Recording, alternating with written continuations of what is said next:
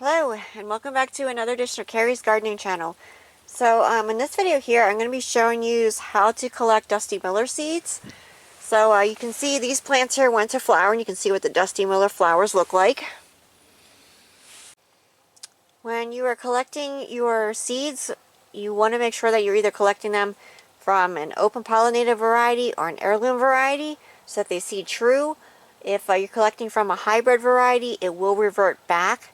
So that is something that you do want to keep in mind when you're seed saving. You kind of never know what you're going to get from a hybrid plant if you collect the seeds from it and replant them. And these here are ready to burst, so we're just going to pull this out here and hold on here. So you have the white there is your chaff. And right on the end here, those teeny things are your seeds. There you go.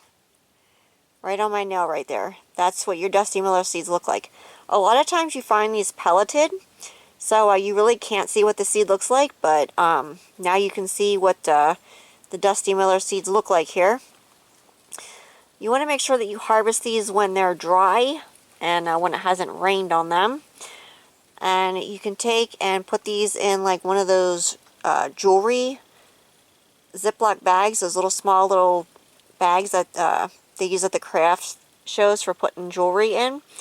And you can go ahead and label it your Dusty Miller seeds. And you can either choose to put them in a dark location or you can put them in the refrigerator. So I hope that you found this video helpful. I do have videos on my channel for how to start Dusty Miller from seed. So if you like my video, please like, comment, subscribe. Please don't forget to hit the little notification button notify as I put a new video on. Also follow me on Twitter. I'll have a link down in the description to my Twitter account. Thank yous for watching and I hope you have a nice day. Bye!